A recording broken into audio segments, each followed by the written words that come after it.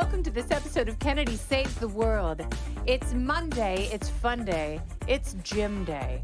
Oh. Jim, was there a teacher who saw something incredible inside of you who sparked your desire to be successful and transcend either your childhood or where other teachers thought you might end up? Okay, so this is significant. Okay, my fifth grade teacher, Mrs. Pascana, famously, in my world, did take me out of class and was like, hey, man, you should go home tonight, tell your parents to let you stay up and watch The Tonight Show. Really? Yeah, Mrs. Pascana. She's like, I think you could host one of those shows. She's like, you'll understand when you watch it, but you have to go watch it. She really did that.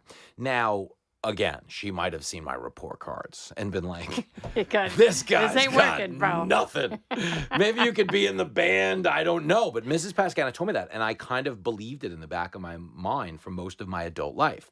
But then later in life, as I saw how much teachers drink during the summer, I'm surrounded by a lot of teachers in my family. I was like, she's probably just half in the bag. If I had stayed in the class a minute longer, I could have heard her saying the same thing to Eddie Flecker. Yeah. Like Heather you can host the Tonight Show. But at the time, I bought in. Yeah. So she What's mattered. Eddie Flecker doing now? I have an answer to that. I do not know. But here, let me give you this. Her, okay, and Mr. Schwab. So this is interesting. My seventh grade teacher, Mr. Schwab, said he drove a taxi in college, and it was the most profound experience of his life. And he was like, you have to spend at least one summer driving a taxi because there's such a cross-pollination of lifestyles and fields of employment and expertise that you'll absorb a lot. He's like, and it was really viable. And when Jenny got pregnant with Lincoln, that's when I started driving a cab. I was like, I got to do what Schwab told me because it'll help me convincingly play an adult someday. Because I'm very uncultured. This comes as a shock to you, but I am very... Wait. Jimmy, Mr. Etiquette Failla? I know a lot of people. Continental Jim? I'm letting you stand behind the magician here. The guy who's done all of his foreign travel. Jimmy Kierkegaard? The guy who's done all his foreign travel at Epcot is secretly uncultured. But so I learned a lot in that vocation. Yeah. But I was always kind of following on that life's plan Mrs. Pascana had probably drunkenly handed me. But that's why, the one good teacher does so much for you. Yes. You can have... 80% of your teachers can be absolute garbage. They can be dead set against you. They can try to kill your spirit. All it takes is that one person. Yeah. I had two of them. I had one in 8th grade.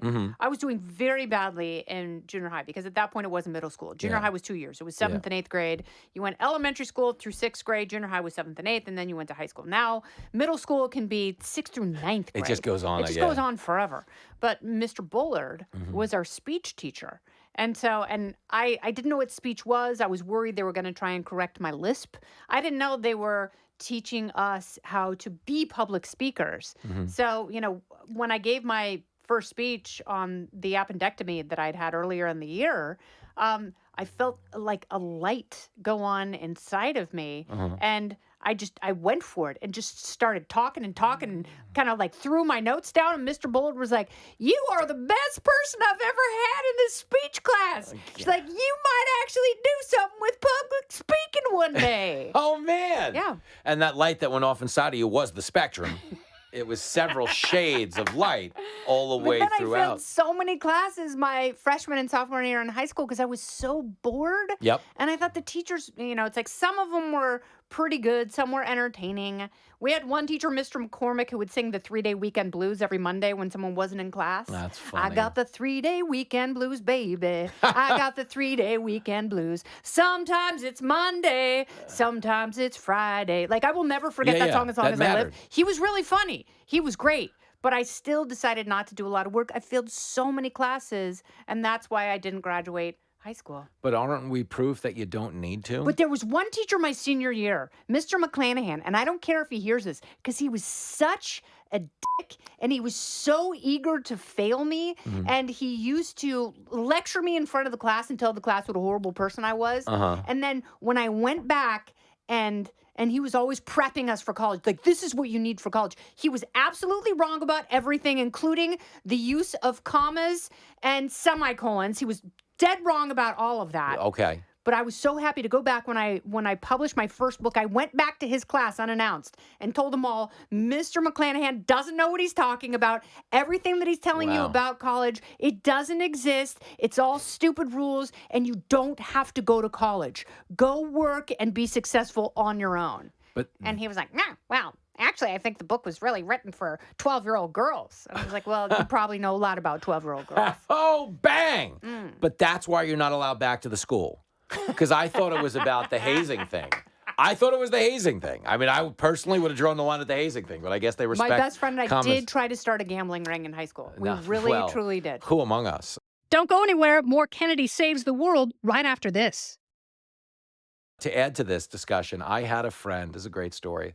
I had a kid growing up whose dad was a big bookmaker, huge bookmaker. Is that where you learned? It actually wasn't, but it definitely started the conversation. So his dad was a big bookmaker. I'll never forget the first time I called him. It was one night, it was a weeknight. And I was like, yeah, is Louie there? He's like, who's this? I'm like, it's Jimmy. He goes, tough one last night on the Knicks. What do you like tonight? And I was like, I think I'm looking for your son. And the kid got on the phone because he's like, Louie, you can't tie up the phone. Come on. And like Louie got on the phone. He's like, yeah, my daddy's taking action. I'm like, what does that mean? Yeah. And within a week, I knew. Yeah. Cut to me at the dog track turning tricks. Santa's little helper didn't get around the old Christmas you lose tree. 10K. You know how this works. Quick and dirty, Jim. I've been everywhere. But Do you have a teacher that you want to give the middle finger? Now that I've singled out Mr. McClanahan, I don't care. Call me, sue me. I don't care. I'm trying He's to not think. going to. He doesn't have a leg to stand on. I can say Mr. McClanahan. I didn't say what high school it was. That's funny. I have a bunch of people, like half the people liked him, half of them know that he was a nitpicking jerk. My second grade teacher hated me, but there's no way she couldn't possibly be alive. She would be 1,000. That could be. Teachers live forever. That is true because I get the They summers. live forever. They work till 3, and then they get the summers off. They do. And then they complain about how hard it is to sit there while people are taking tests. Oh, so difficult. But hold on a second. I'm trying to think. Did anyone deserve it? Is there anybody? College? No. Mr. Went was the greatest teacher. He was my junior year. We had the same history and English teacher. Everyone did. He was amazing. That was the first time I learned about like American Romantic literature and American history. And he was so amazing. And I told him, I want to be a philosopher so I can say wise things. Wow. And he wrote that down on a note card and kept it in his pocket. Really? And Yes. he ran with it? Yep. That's amazing. And you may get there. You may get there with the wise things. It's Not it's not there over yet. It's not over yet. I do a bit of an oversell with the title of this podcast. Wow. Do we have saves the world? What, money? What do you say? Time? What are you actually saving the world? I kid. But here's the thing, and this matters. Every teacher out there, and I think we all have one. I think everybody listening has one. Like, for instance, I had a social studies teacher Fred Gels, who made social studies, it was a kinetic energy. And the class moved and engaged me in a way where if you have an active mind, it's hard to apply yourself in class. Mm-hmm. Like, I get it. You probably had the same issue because our brain's having 1,000 different conversations while they're having this one boring textbook conversation. And I think that's the power of a good or a bad teacher, because sometimes bad teachers, like Mrs. North hated me, but Mrs. Gant hated me too. You know where Mrs. North is going? Well, she going She's going south? to the infernal hells Oh, south. no. Yeah. Well, she's doing it in a nice Mercedes because my elementary school backed up to my house backed up to the elementary school. So I used to get to see my teachers drive out of the parking lot every so day. You knew what they were Yeah, I knew what working everybody with. drove. Wow. Because I'd be playing wiffle ball the minute I got out of school, and I could see who had what. And I remember Mrs. North had an E-Class Mercedes. Excuse me, she had a C-Class sedan. They hadn't made the E-Class yet. Okay. But I used to see her every day, and somebody was making money because Mrs. North went through 2 Mercedes when I was in elementary school, so she was doing all right. Damn. But she used to drive by in the Mercedes and like not even acknowledge my existence. Like, she drove over my wiffle balls on more than one occasion, and that's not a euphemism. That is a euphemism. The wiffle balls of your soul. That's what it was. Yeah, the extra body testes. Yes. Yeah. But now think about this. Mrs. Pascana, who told me I could make it someday, she'd come by on a bicycle because she lost her license probably.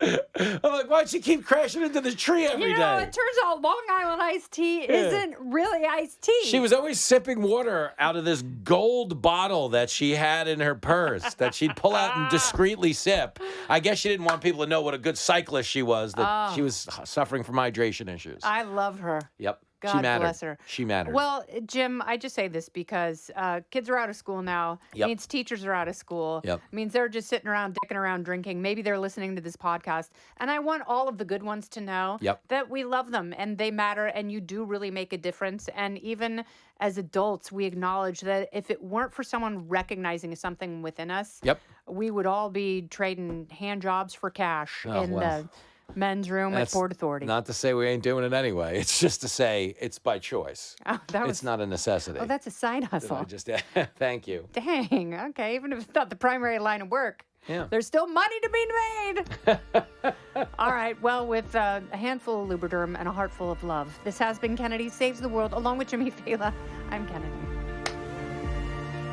Listen ad-free with a Fox News Podcast Plus subscription on Apple Podcasts, and Amazon Prime members can listen to this show ad-free on the Amazon Music app. Oh, go ahead and leave me a review while you're there. I'd love to hear what you have to say. You've been listening to Kennedy Saves the World on the Fox News Podcast Network.